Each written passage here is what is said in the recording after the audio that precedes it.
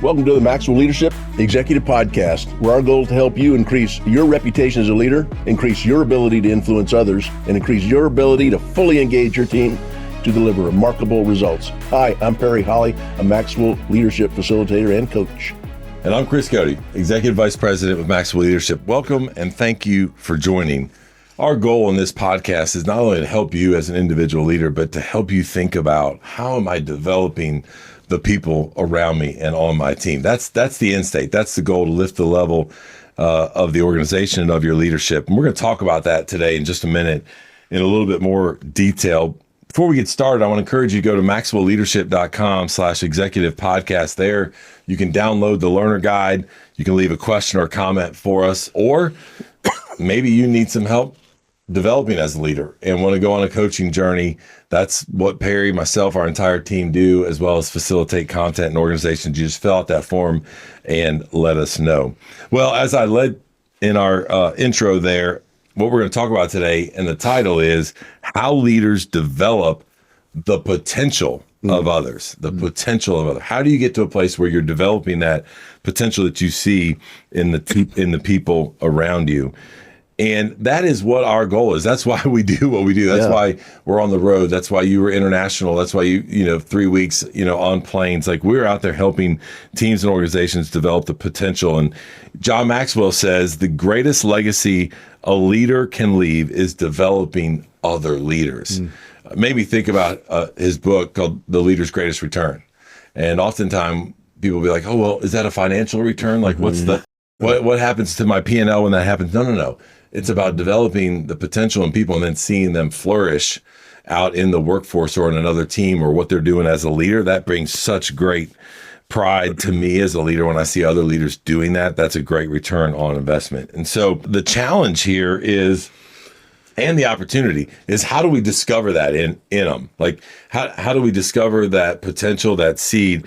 But this is why this is so important. Perry and I think the last couple of episodes talked about, going from a soloist to a conductor, and we looked at both sides perspective of having development plans.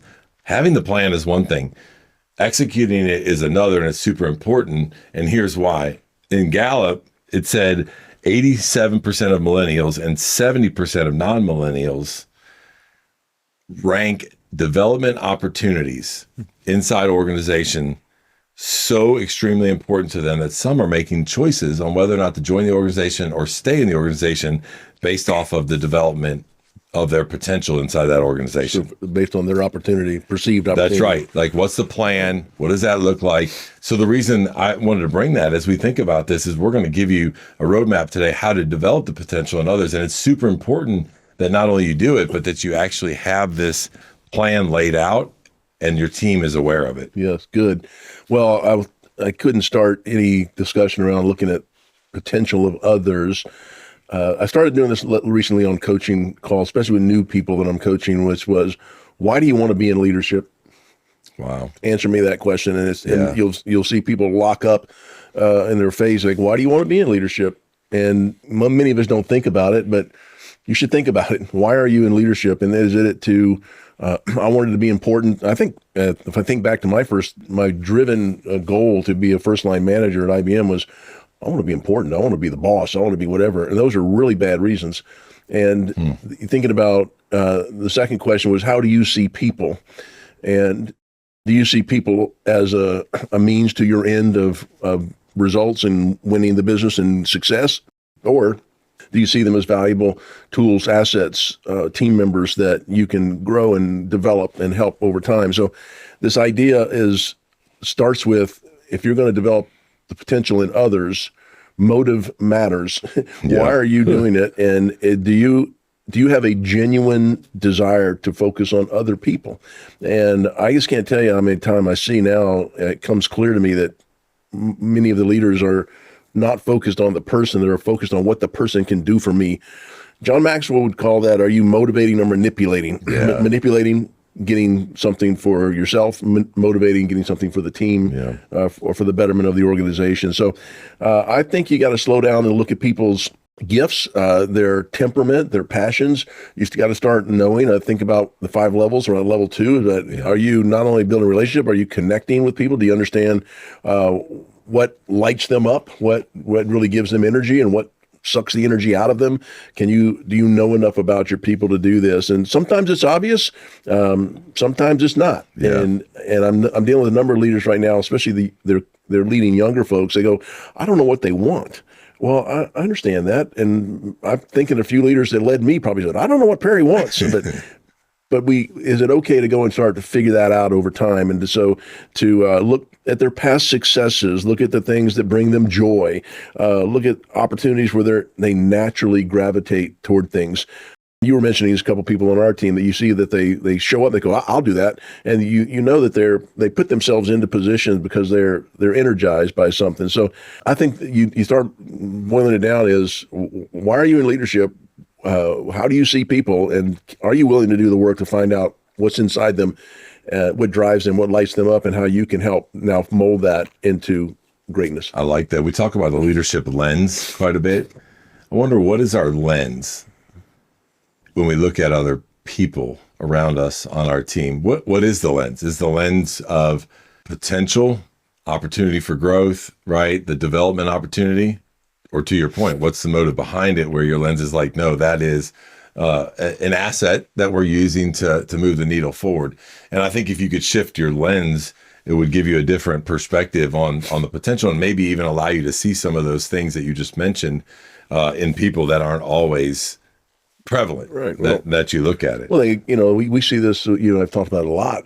We see this in the generational challenges that an older leader, either an older millennial or Gen X baby boomer, I was coaching a guy. I said, he goes, I'm really struggling with this Gen Z, these youngest people. I go, well, tell me more about that. He goes, I said, what's the issue? He goes, oh, they're a bunch of self-entitled snowflakes that can't. I go, whoa. I said, now you've just stereotyped an entire generation based on what? I don't do that. So I said, how do you see people? Are they valuable in any way? Well, yeah, they're pretty good technology, and they really have a drive to get there. Well, I go, okay, let's glass half full this for me, and tell me what is the value they bring, and now tell me how you see them in a way that can help me develop them. But you're never going to develop a person if you see them as a self-entitled snowflake, weak in whatever he said. I was so shocked.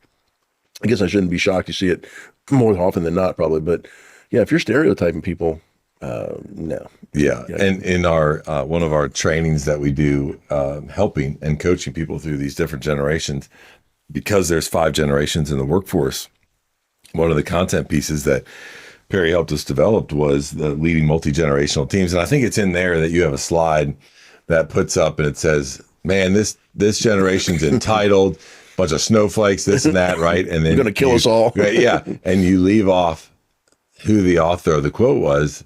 And everybody's like, that's right. Like, that's true. And then you put it up, I think it's like Socrates. Yeah, 400 BC. 400 BC, right? And you go, oh, so this happens at every generation. Every generation thinks the next generation. And so it's how do we begin to change that? And so I love what you're talking about. It's how do we identify, how do we find these opportunities and then help nurture and care for them in our people? We gotta encourage them in those areas. We gotta give them opportunities to let it shine, to pull it out and let it grow. When you encourage people that are on your team or inside your organization in areas that they are gifted, like Perry said, you got to look for it, you got to find it. What you're really doing is you're saying to them, hey, I believe in you. And now more than ever, there's a belief deficit in our people. I think not only in leadership, but also our people. And they need people to come around, do it authentically, make sure that you use specifics. But man, don't ever miss the opportunity to speak encouragement into them. And then as you see that, and as you give them opportunities to grow and that potential in them, small ones at first, bigger ones as they gain your trust. But what you're actually telling them is that you do trust them, both in the small and the big things. And so, man, if you put those things together, I promise you, I believe in you. You're looking for that encouragement to give them opportunity, to let them kind of fly and spread their wings. You're saying, I trust you. If you put those two things together, I think what you're going to see is an incredible growth track and development track of the people around you. I've told this story before, but one of the leaders I had, a very senior leader, I was in a senior role and he was even more senior, but I felt like I couldn't do anything right for this guy. If I turned in my, the work to him, if I said it was blue, he'd say it was teal. He had something to say about everything. And I thought, man, I got to quit. I got to get out of this. It's just too hard. I can't do anything right. I explained it to my wife, and she says, tell me more. And so she's listening, and she says, I don't know. It sounds like he's trying to make you better. It sounds like he's trying to grow your potential. Wait a minute, what? And it occurred to me, and when she said that, I mean, the instant, like a lightning bolt of truth, that I'd never had a leader that was investing in me. I never had a leader that saw more in me, more potential that could be developed. So you didn't know what that felt I didn't know what it felt like. Yeah. And I thought, oh my gosh, so I doubled down and went back and said, every time he opened his mouth, I'd lean in, I'd have taking notes. I'm like, tell me more. How did I screw that up? Tell me how I can be better. And because I realized that this guy was really believed in me and he really saw more in me. And I was thinking I was pretty good at the level I was, but he's thought, no, come on, man, you can do more than that. And a funny story was that he 6 months later, he announced his retirement, and I wanted to cry. And I thought, well, how do you go from quitting to crying in 6 months? Quitting to crying. That's the next episode for us. Yeah. You realize that somebody's actually taking an interest in you. So when you're saying that, I'm going, do people on your team know that you see? Are you encouraging that they have potential? Are you telling them that they have more, but they're going to have to work to do it, and you're there to help them? And use specifics so they understand, they comprehend. It's not just they feel like it's just hot air. Yeah. Fast forward a few years, I wrote a book, and when my book came out, I asked him to do an endorsement. And he did on the back cover. So I sent him a copy of the book, and I said, and a little note, I said, by the way, if you wouldn't mind, go on Amazon and evaluate, give me a rating. Up to that point on Amazon, I had, all 5-star reviews. Amazing. All 5. Yeah. Perry says walks on water. Perry this. And, I go, he said, thanks for the book. I read the book and I gave you a review, and well done. I go out on Amazon, 4 stars.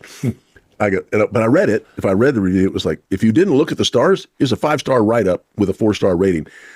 And now we're not working together. We're just friends after a career together. And I said, hey, dude, why'd you give me a 4? He goes, seriously, are you a 5-star author? Yeah, that's your first book. I mean, he's still doing it to me.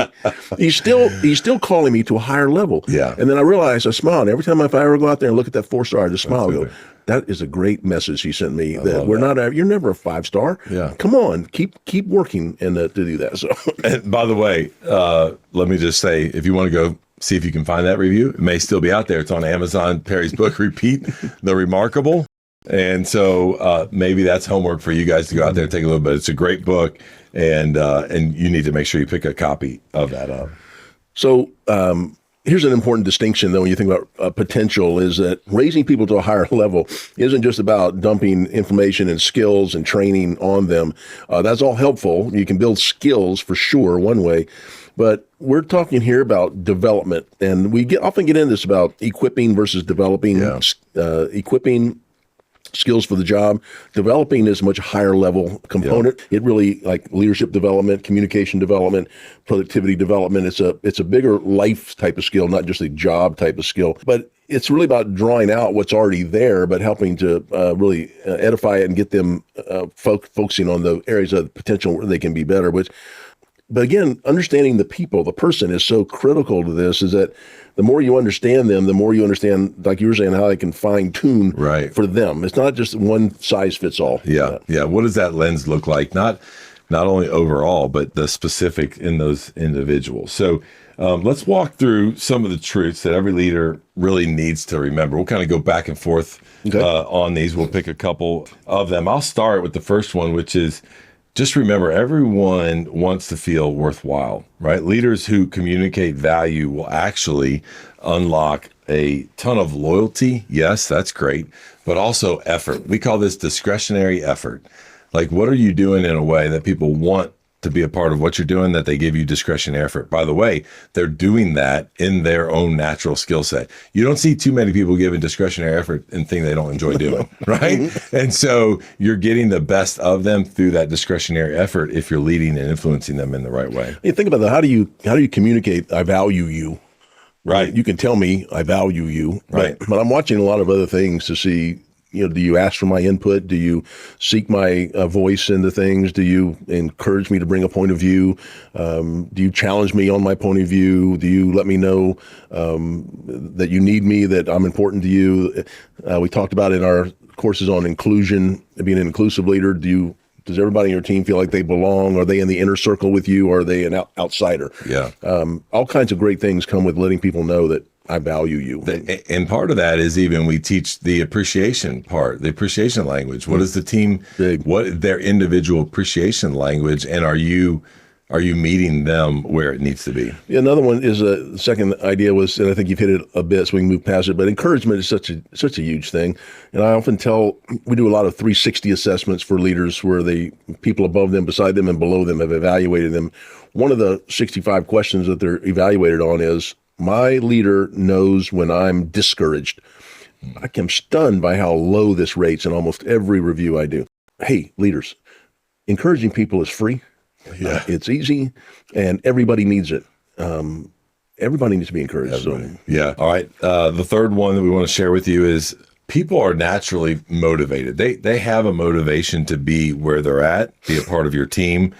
And so as a leader, you don't need to force motivation on them. What you want to do is remove the barriers and get them excited, give them, resource them in a way that brings out the best in them. Like, you don't need to motivate them to do that. Just remove any barriers that may be stopping that potential from showing up, resource them in a way that may actually just kind of magnify that potential they have in them. Yeah, you hear leaders say, my people on my team are not motivated.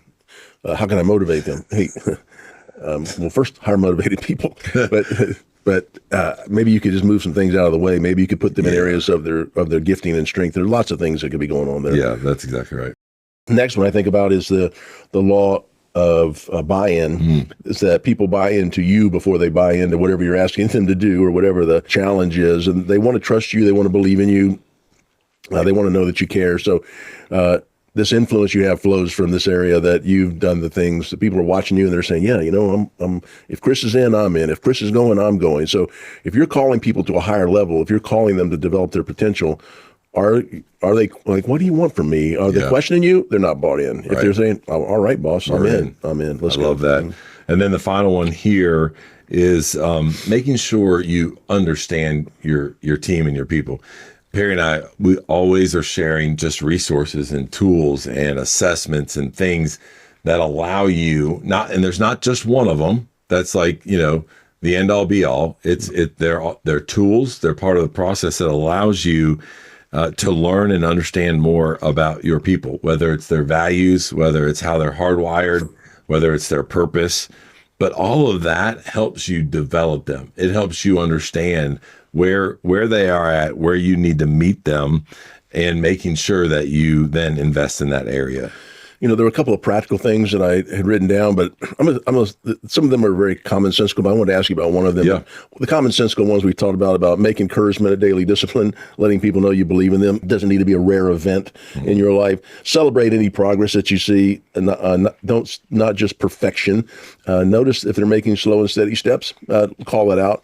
Ask questions to help them discover their own strengths and passions. I mean, look at how you could use like a coaching type of a method. But the one I wanted to ask you about, one of the suggestions was create opportunities that stretch people beyond their comfort zone. And I wonder, give us some reality of that in the workplace. Do you find opportunities for that? Do you have to be creative with that? Is that you have to be intentional to do that? Yeah, I think you got to be extremely intentional to be able to do that. I also think you have to have enough awareness and enough lens of what you see in the team to put them in an environment to be able to do that. Because it could go one of two ways. You could, let's say, hey, I have an opportunity. I'm going to be out of town. I'd love for you to lead and facilitate our next meeting. Well, if they're not comfortable doing that, or I haven't set them up the right way to do that, it's not in their potential, that's going to put them in a really bad spot. And it may be the most unengaged meeting you've ever been a part of. But if you know that they have that in them, and you spend time and you resource them in a way, and you start by, hey, I want you to facilitate a meeting.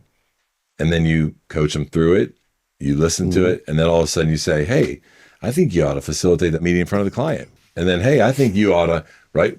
So And they just keep small adding steps. on, but don't put them on a keynote stage with Perry Holley the first time that they're not experts at public speaking.